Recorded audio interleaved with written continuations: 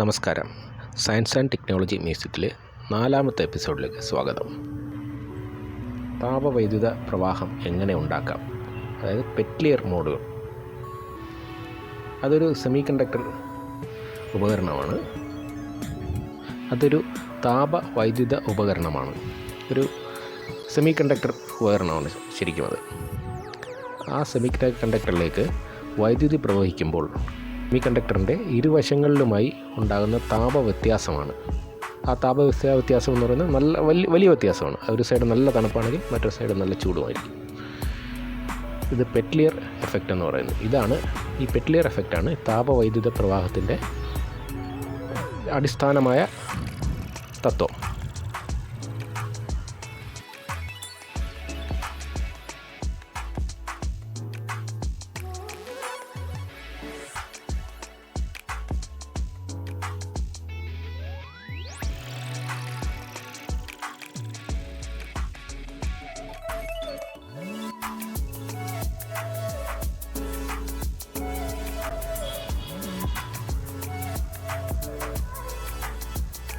അടുത്തത് മൈക്രോ പ്രോസസ്സറിനെ പറ്റിയാണ്. ഇതാണ് ശരിക്കും നമ്മുടെ ഇന്നത്തെ മോഡേൺ കമ്പ്യൂട്ടറുകളിലും എല്ലാത്തിലും ഉപയോഗിച്ചിരിക്കുന്നത്. പല ഇലക്ട്രോണിക് ഉപകരണങ്ങളിൽ ഉപയോഗിച്ചിരിക്കുന്ന സാധനങ്ങളാണിത്. മൈക്രോ പ്രോസസ്സർ ഡാറ്റകളെ പ്രോസസ്സ് ചെയ്ത് ഓരോ കാര്യങ്ങൾ ചെയ്യാനുള്ള കഴിവ് ഉണ്ട്. ആ ഉപകരണത്തിൻ്റെ തലച്ചോറ് എന്ന് നമുക്ക് വിശേഷിപ്പിക്കാവുന്നതാണ് മൈക്രോ പ്രോസസ്സറിനെ. പല തരത്തിലുള്ള ഇലക്ട്രോണിക് സെൻസറുകളും മറ്റു ഉപകരണങ്ങളുമാണ് ഇത്. RFID, NFC, ബയോമെട്രിക്സ്, നമ്മുടെ തമ്പ് ഇംപ്രഷൻ ഉപയോഗിച്ച് അറ്റൻഡൻസ് മാർക്ക് ചെയ്യുന്നതും ആളിനെ തിരിച്ചറിയുന്നതും അങ്ങനെയൊക്കെയുള്ള കാര്യങ്ങൾ. Digital transformation, artificial intelligence. Digital ട്രാൻസ്ഫോർമേഷൻ്റെ ഒരു ഭാഗമാണ് ആർട്ടിഫിഷ്യൽ ഇൻ്റലിജൻസ് എന്ന് പറയുന്നത്. നമ്മുടെ വരും കാലത്ത് ഉണ്ടാകാൻ പോകുന്ന വലിയ മാറ്റങ്ങളുടെ തുടക്കം. ഇൻ്റർനെറ്റ് ഓഫ് തിങ്സും AI കൂടി ചേരുമ്പോൾ നാളത്തെ ലോകത്ത് എന്തൊക്കെ സംഭവിക്കും എന്നുള്ളത് നമുക്ക് കണ്ടറിയാൻ മാത്രം പറ്റുന്ന കാര്യങ്ങളാണ്. പ്രവചിക്കാൻ പറ്റില്ല. നമ്മുടെ എല്ലാ മേഖലയിലും ആർട്ടിഫിഷ്യൽ ഇൻ്റലിജൻസിൻ്റെ സ്വാധീനം എങ്ങനെയായിരിക്കും എന്നുള്ളത് കണ്ടു മാത്രം അറിയാൻ പറ്റുള്ളൂ. നഷ്ടമാണോ നേട്ടമാണോ എന്ന് നമ്മൾ കണ്ടറിയാൻ പോകുന്നു. നഷ്ടം എന്ന് പറയുമ്പോൾ പല മേഖലകളിലെ തൊഴിൽ പ്രശ്നങ്ങൾ ഉൾപ്പെടെ പല നഷ്ടങ്ങളും ആർട്ടിഫിഷ്യൽ ഇൻ്റലിജൻസ് കൊണ്ട് ഉണ്ടാകാൻ സാധ്യതയുണ്ടെന്ന് പറയുന്നു. അതേപോലെ വേറെ ഒരുപാട് നേട്ടങ്ങളും ഉണ്ടാകാൻ സാധ്യതയുണ്ട്.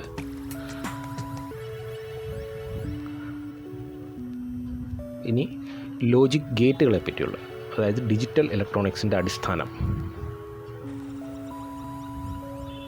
മോഡേൺ കമ്പ്യൂട്ടറുകളും എല്ലാ ഉപകരണങ്ങളും ഈ ഡിജിറ്റൽ സാങ്കേതികവിദ്യയിലാണ് പ്രവർത്തിക്കുന്നത്. നമുക്കറിയാം ഡിജിറ്റൽ ഇന്ത്യയെ പറ്റി. അത് ഇന്ത്യയിൽ കൊണ്ടുവന്ന മാറ്റങ്ങൾ, UPI പോലുള്ള പല സംഭവങ്ങൾ. UPI ഇന്ന് ലോക പ്രശസ്തമാണ്. ബൂളിയൻ ആൾജിബ്ര അടിസ്ഥാനമാക്കിയാണ് ലോജിക് ഗേറ്റുകൾ പ്രവർത്തിക്കുന്നത്. ലോജിക് ഗേറ്റുകളുടെ റെപ്രസെൻറ്റേഷനാണിത്. ആൻഡ്, ഓർ, നോർ, നാൻഡ്, അങ്ങനെ പല ഗേറ്റുകളുണ്ട്. ഉള്ള ഗേറ്റിൻ്റെ സർക്യൂട്ടുകളാണ് ഈ വരച്ച് കാണിച്ചിരിക്കുന്നത്.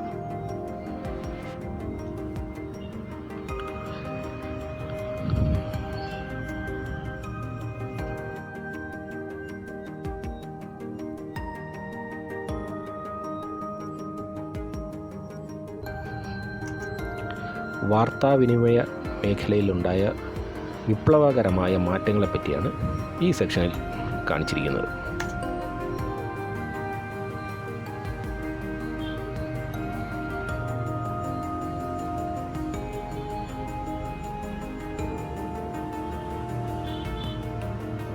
ആദ്യകാലത്തെ മോഴ്സ് കോഡ് മുതൽ ആധുനിക കാലത്തെ ഉപഗ്രഹങ്ങളും ഒപ്റ്റോ ഇലക്ട്രോണിക്സ് ഉൾപ്പെടെയുള്ള കാര്യങ്ങളെപ്പറ്റി റെപ്രസെൻറ്റ് ചെയ്തിട്ടുണ്ട്.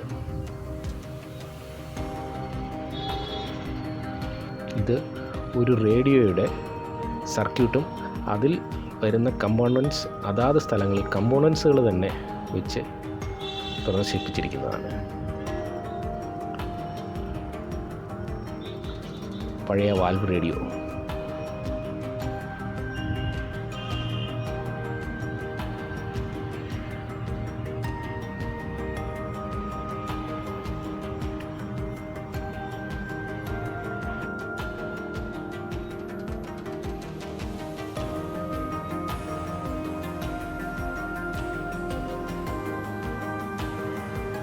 മോഡുലേഷൻ, അതായത് സിഗ്നൽ തരംഗങ്ങളെ കാരിയർ തരംഗങ്ങളുമായി സംയോജിപ്പിക്കുന്ന പ്രവൃത്തിയാണ് മോഡുലേഷൻ.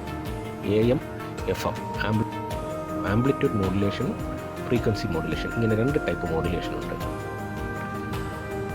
റേഡിയോ, TV, പഴയ രീതിയിലുള്ള റേഡിയോ സംരക്ഷണവും ദൂരദർശൻ്റെയൊക്കെ സംരക്ഷണം ഇതിലായിരുന്നു.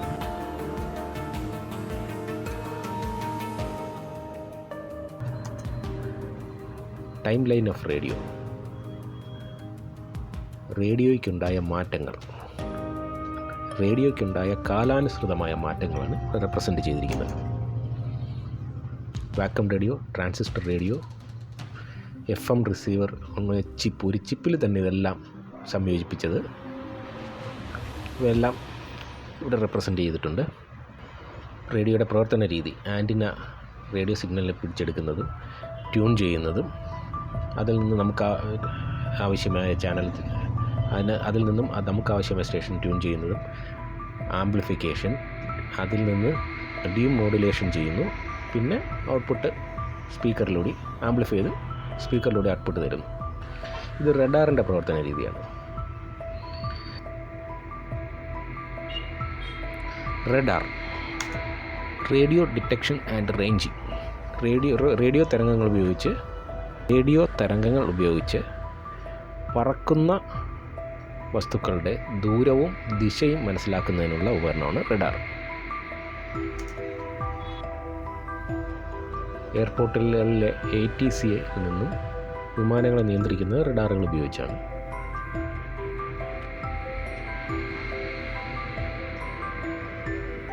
കപ്പലുകളുടെ ദിശ കണ്ടുപിടിക്കാനും ഉപയോഗിക്കുന്നുണ്ട്.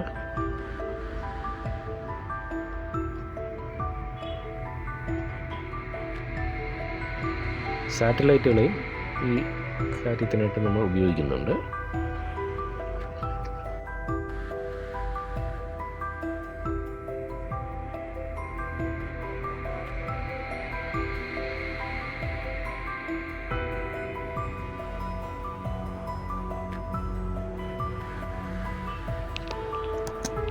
അടുത്തത് സാറ്റലൈറ്റുകളെ പറ്റിയാണ്. മനുഷ്യ നിർമ്മിതമായ സാറ്റലൈറ്റുകൾ. സാറ്റലൈറ്റുകൾ പലവിധമുണ്ട്. കമ്മ്യൂണിക്കേഷനുണ്ട്, പിന്നെ ഭൂമിയെപ്പറ്റി പഠനത്തിനുള്ളതുണ്ട്, പ്രതിരോധ ആവശ്യങ്ങൾക്കുള്ള സാറ്റലൈറ്റുകളുണ്ട്, അങ്ങനെ പല പല സംഭവങ്ങളുണ്ട്. ബഹിരാകാശ സാറ്റലൈറ്റ് സാങ്കേതികവിദ്യകൾ ഇന്ത്യ വളരെ വലിയൊരു ശക്തിയാണ്.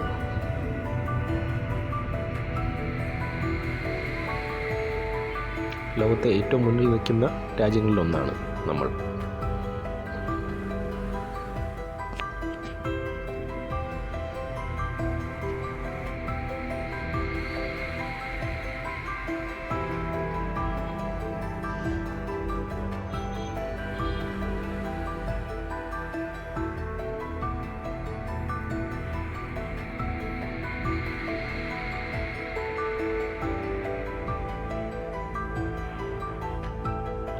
ലൈറ്റ് കമ്മ്യൂണിക്കേഷൻ, അതായത്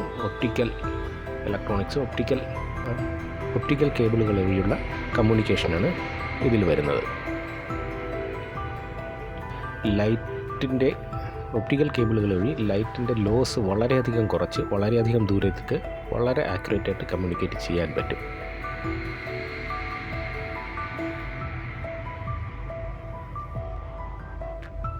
വിസിബിൾ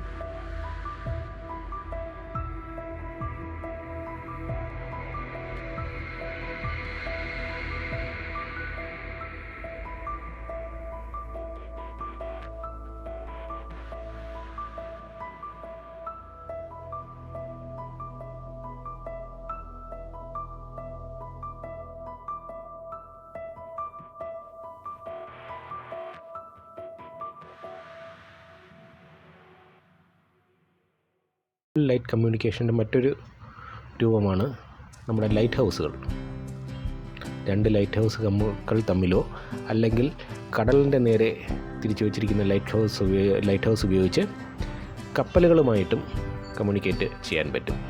ഇപ്പോൾ ഞാൻ ഈ കമ്പ്യൂട്ടറിൽ ടൈപ്പ് ചെയ്യുന്നത് ആ 2 ലൈറ്റ് ഹൗസുകളിൽ കാണിച്ചിരിക്കുന്ന 2 പ്രകാശ സ്രോതസ്സുകൾ ഉപയോഗിച്ച് അപ്പുറത്തിരിക്കുന്ന കമ്പ്യൂട്ടറിൽ എത്തിക്കാൻ കഴിയും.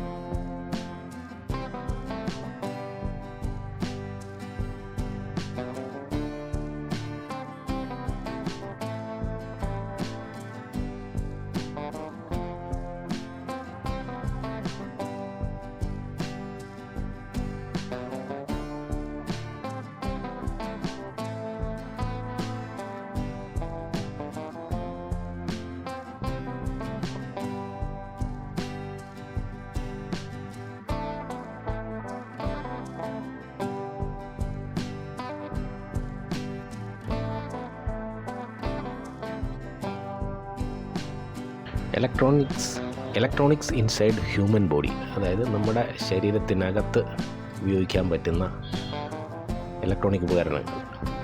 പേസ് മേക്കർ അതിനൊരു ഉദാഹരണമാണ്. ഹൃദയത്തിൻ്റെ താളം തെറ്റുമ്പോൾ ആ താളം ക്രമീകരിക്കാൻ വേണ്ടി ഉപയോഗിക്കുന്ന ഒരു ഉപകരണമാണ് പേസ് മേക്കർ. അതൊരു ഉദാഹരണമാണ് അതിന്.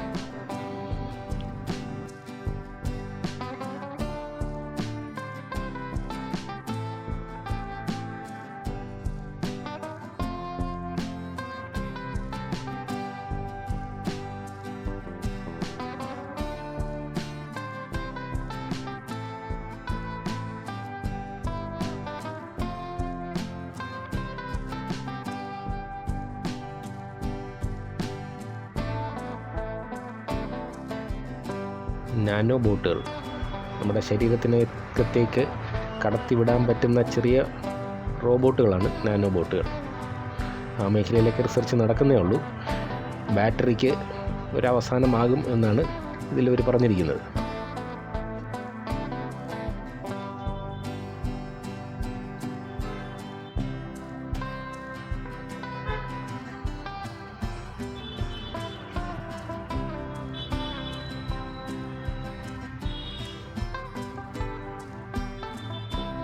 IMU സെൻസർ എന്താണ് എന്നാണ് ഇവിടെ പറഞ്ഞിരിക്കുന്നത്.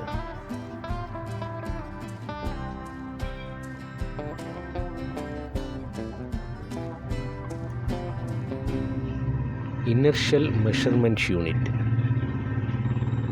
അതാണ് IMU. ഇനർഷ്യൽ നാവിഗേഷനൊക്കെ സാറ്റലൈറ്റുമായി ബന്ധപ്പെട്ടുള്ള കാര്യങ്ങളാണ്. ഒരു IMUവിനകത്ത് എന്തെല്ലാം ഉണ്ട് എന്നതാണ് ഇവിടെ പറഞ്ഞിരിക്കുന്നത്. ഒരു IMUവിനകത്ത് ആക്സിലറോമീറ്റർ, ഗൈറോസ്കോപ്പ്, മാഗ്നെറ്റോമീറ്റർ ഇവ 3 അടങ്ങിയതാണ്.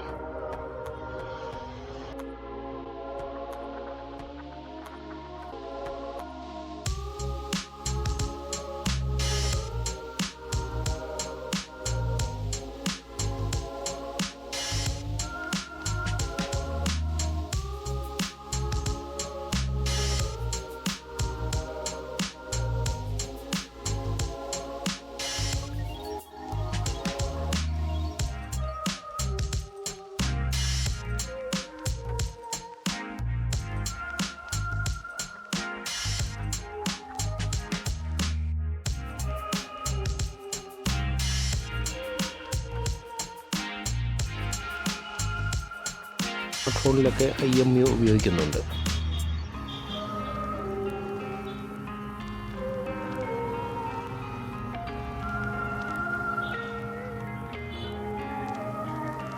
മെഡിക്കൽ മേഖലയിലും ഓട്ടോമൊബൈൽ മേഖലയിലും ഇൻഡസ്ട്രിയൽ മേഖലയിലും മെഡിക്കൽ മേഖലയിലും എല്ലാം IMU ഇപ്പോൾ ഉപയോഗിക്കുന്നുണ്ട്. എന്തിനാണ് മൾട്ടിപ്പിൾ സെൻസറുകൾ, അതായത് IMU പോലുള്ള ഉപകരണങ്ങൾ, അതായത് sensor fusion?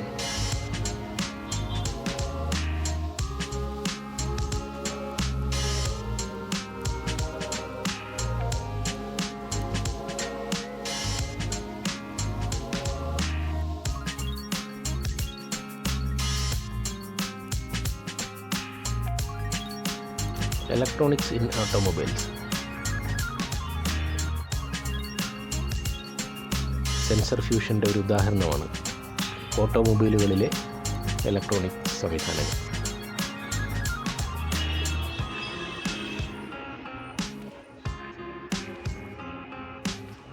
Entertainment system, driver assistance, braking,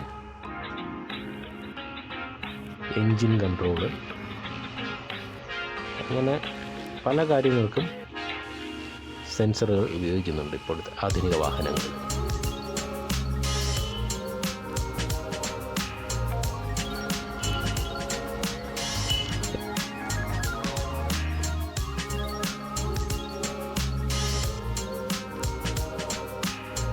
ഇലക്ട്രോണിക്സിൻ്റെ ചരിത്രവും ഭാവിയും.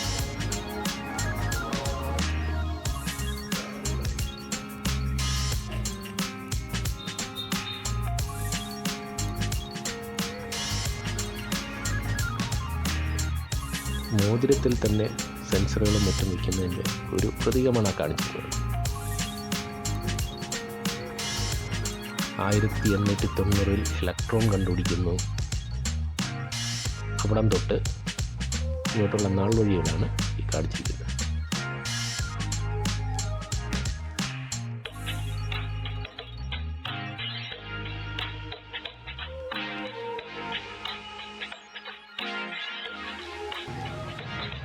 Information technology. നമ്മൾ ഒരു ദിവസം എന്തെല്ലാം ഇലക്ട്രോണിക് സംവിധാനങ്ങളുമായി ഇടപഴകേണ്ടി വരുന്നു. ബാർകോഡ്, QR കോഡ്,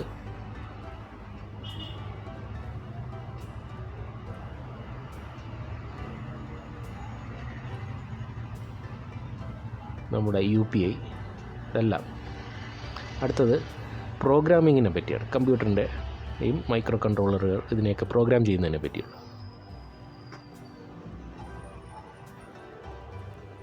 ഏത് ഇലക്ട്രോണിക് സംവിധാനം, ആധുനികമായ ഡിജിറ്റൽ സംവിധാനങ്ങൾ ഏതിനും പ്രവർത്തിക്കുന്നതിന് ഒരു സോഫ്റ്റ്വെയർ ആവശ്യമുണ്ട്. ആ കോഡുകൾ എഴുതുന്ന ആ പ്രക്രിയയ്ക്ക് പറയുന്ന പേരാണ് പ്രോഗ്രാമിംഗ്.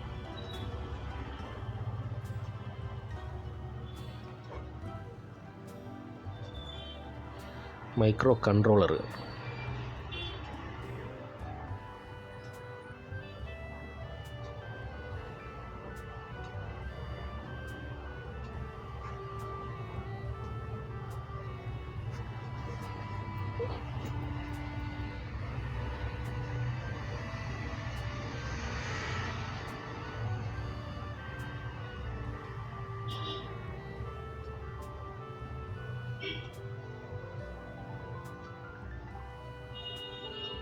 ആധുനിക മൈക്രോ കൺട്രോളർ യൂണിറ്റുകളാണ് ആർഡിനോ,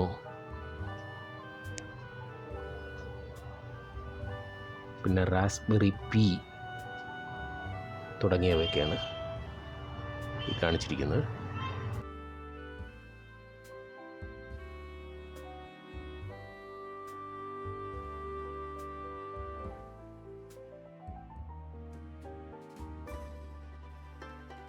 ഓപ്പൺ സോഴ്സ് സോഫ്റ്റ്വെയറുകളാണ്. OpenCV, ടെൻസർഫ്ലോ തുടങ്ങിയവയൊക്കെ. ഈ മൈക്രോ കൺട്രോളർ വർക്ക് ചെയ്യിപ്പിക്കുന്നതിന് ആവശ്യമായ ഓപ്പൺ സോഴ്സ് കോഡുകൾ അല്ലെങ്കിൽ പ്രോഗ്രാമുകൾ നമുക്ക് ഈ സൈറ്റുകളിൽ നിന്ന് കിട്ടും. OpenCV നിന്നും ടെൻസർഫ്ലോ തുടങ്ങിയവയൊക്കെ കിട്ടും. System on A chip, SOC, അതായത് ഒരു ചിപ്പിൽ തന്നെ ഒരു കമ്പ്യൂട്ടറിൻ്റെ ഏകദേശം എല്ലാ കാര്യങ്ങളും സംയോജിപ്പിച്ചിരിക്കുന്നതിൽ.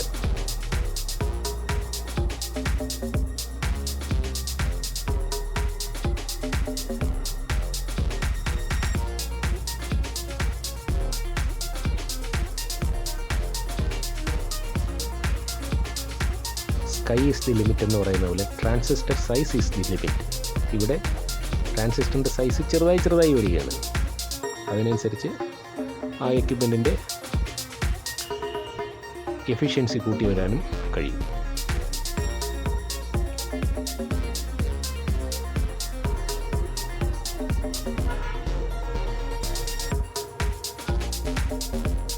ഇന്നത്തെ ഈ എപ്പിസോഡ് ഇവിടെ അവസാനിക്കുകയാണ്. സയൻസ് ആൻഡ് ടെക്നോളജി മ്യൂസിയത്തിൻ്റെ അടുത്ത എപ്പിസോഡ്, അതായത് ലാസ്റ്റത്തെ 5ാമത്തെ എപ്പിസോഡുമായിട്ട് ഉടനെ തന്നെ ഞാൻ നിങ്ങളുടെ അടുത്തേക്ക് വരുന്നതാണ്.